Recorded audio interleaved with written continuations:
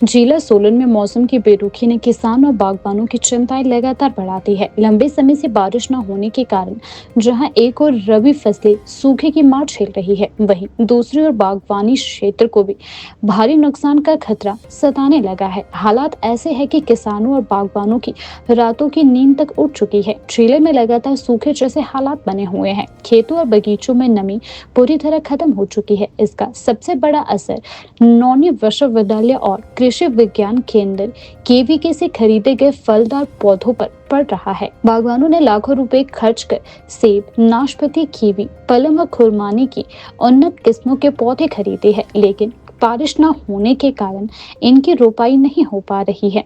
मजबूरी में ये पौधे खेतों में लगाने के बजाय मिट्टी के ढेरों में दबा कर रखे गए हैं ताकि कुछ हद तक नमी बनी रहे। नौनी विश्वविद्यालय के अनुसार दिसंबर माह से अब तक करीब 1 लाख से अधिक फलदार पौधों की बिक्री हो चुकी है। बागवानों ने भविष्य की बेहतर आमदनी की उम्मीद में भारी निवेश किया था, लेकिन मौसम की बेरुखी ने उनकी योजनाओं पर पानी फेर दिया।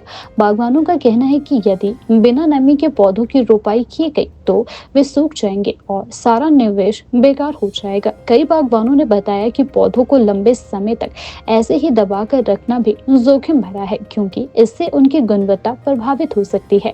बारिश की कमी का सबसे बुरा असर जिले की मुख्य नकदी फसलों पर साफ नजर आ रहा है। मटर और लहसुन की फसलों में नमी न होने के कारण पौधे खराब हो रहे हैं। वहीं गेहूं की फसल, जो इस समय अच्छी ग्रोथ के चरण में होनी चाहिए थी, अब पीली पड़ने लगी है। खेतों में दरारें पड़ गई है और मिट्टी भी पूरी तरह सूख चुकी है। साग सब्जियों का उत्पादन भी तेजी से घट रहा है, जिससे किसानों को भारी आर्थिक नुकसान झेलना पड़ रहा है।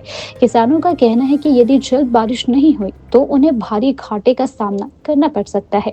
कई किसानों ने बताया कि पहले ही लागत लगातार बढ़ रही है और अब फसल खराब होने का खतरा उन्हें कर्ज के दलदल में धकेल सकता है। कृषि विशेषज्ञों के अनुसार आने वाला एक सप्ताह बेहद अहम है। यदि अगले कुछ दिनों में बारिश नहीं हुई तो फसलों को होने वाला नुकसान 50 से 70% तक पहुंच सकता है। किसान और बागबान सरकार से राहत की उम्मीद लगाए बैठे हैं। उनका कहना है कि यदि हालात ऐसे ही बने रहे तो सिंचाई के लिए वैकल्पिक साधनों और विशेष सहायता पैकेज की जरूरत रहती है। फिलहाल पूरा जिला बारिश की आस में है और हर कोई यही प्रार्थना कर रहा है कि जल्द ही मौसम मेहरबान हो ताकि खेतों और बगीचों में फिर से हरियाली लौट सके।